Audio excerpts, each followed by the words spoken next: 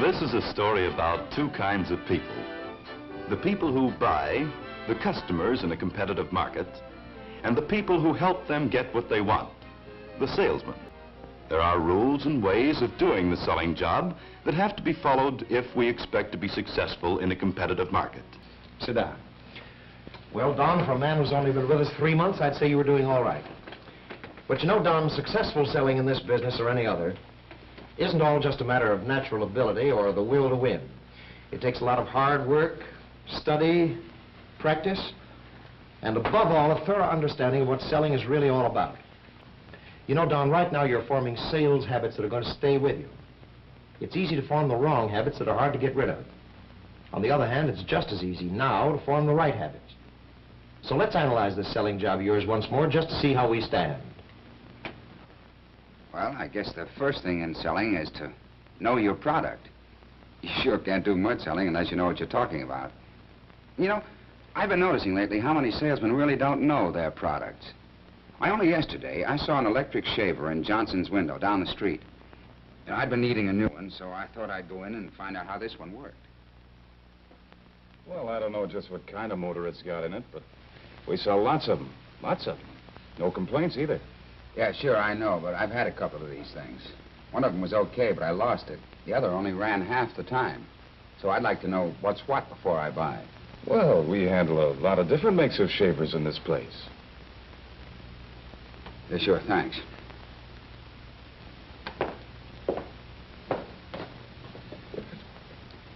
All that guy needed to make a sale was just a little information about his product.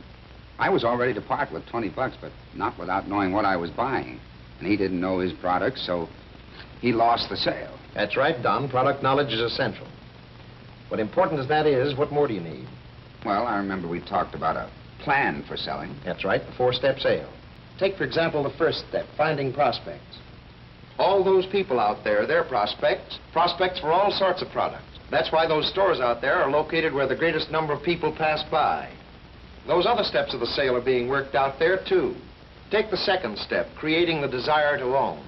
That flapjack operation over there, creating the desire to eat in this case. The idea is to present your product to the prospects in whatever way appeals to them most, to make them want it. He has a prospect. He has created the desire to own. But unless he can get the man to part with a nickel, he's just been wasting his time. That's sometimes the toughest part of the job. But it's the payoff. That's right, kid. Make the old tightwad come across. There, that was a perfect example of the third step of a sale, getting the decision to buy. And there's an example of the final step, delivering the product right. By delivering the packages right to her car, the clerk has followed up his sale with a goodwill gesture that should bring the customer back again. And in addition, I've tacked on some reminders of some of those other things we talked about. You know, the rules for handling people. Good, let's hear them. Ask questions. That's point number one. Let the prospect talk. That's the only way you can discover what he really wants, whether he's interested and whether you're on the way to selling him. Don't argue. Arguments just make people mad. You don't get people to buy things by making them mad at you. You try to set them straight, but not by arguing. Yes, but. The old one, too. You tell the prospect, well, yes, that would seem to be the case, but there's another angle. Repeat the objection. Then the prospect knows you've got it straight. Or maybe he'll back down a little, or even admit that this isn't his real objection at all. And finally, concentrate on the main objection. Look, Don, you talk about rules for handling people. But just what are you trying to accomplish with these people, these prospects? What are you driving at? Well, I guess I'm trying to get them to buy the product. Sure. But why should they buy it? Why do they buy it? Well, because it's top. Because it's got what they want. Got what they want. All right, now you're getting someplace. Well, what is it that they want? What do people want from any product? What are the buyer's interests? Why do people buy one product instead of another?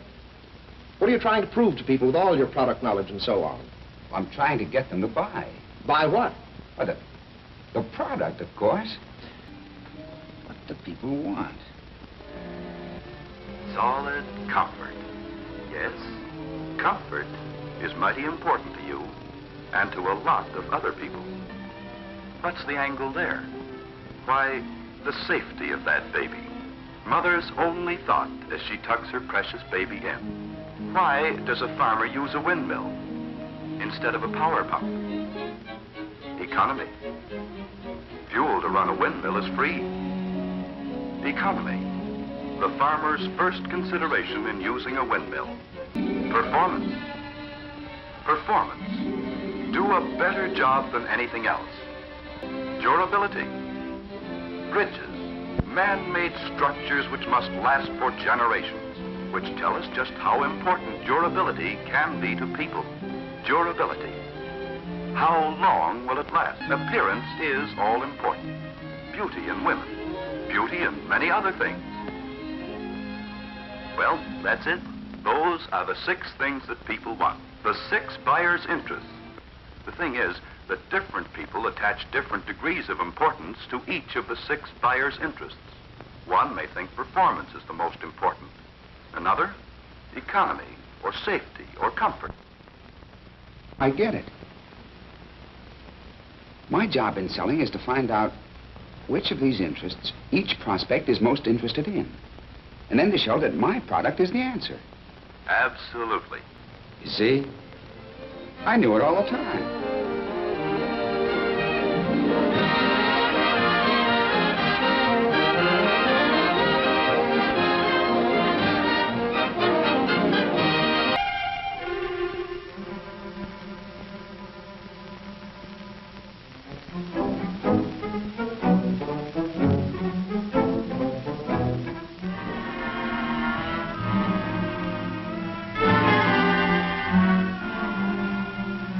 I didn't do anything.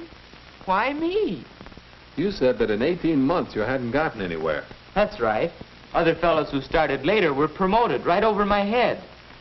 How much warning do you need? Couldn't you see the company valued the other fellow's services above yours? But I thought I was doing fine. What did I do? Do you expect me to answer that? No, sir. I guess you wouldn't know. Actually, I probably do know. Better than you do. I have no business taking time for this, but, well, I can't help thinking you might really amount to something if you'd set your mind to it. Trying to see yourself as your employer saw you. Better still, let me give you a picture of a case I really do know. It's about a young man who came to work in our shipping room here, and another young man.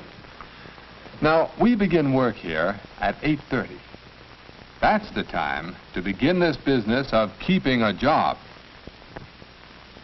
And that's the time Bob Anderson began work every day. We could depend on him to be on time and to do his work on time. Dependability is one of the main keys to keeping a job and getting ahead. Now, dependability includes a willingness to work. Cooperation is another way to keep a job. We've talked about dependability and cooperation.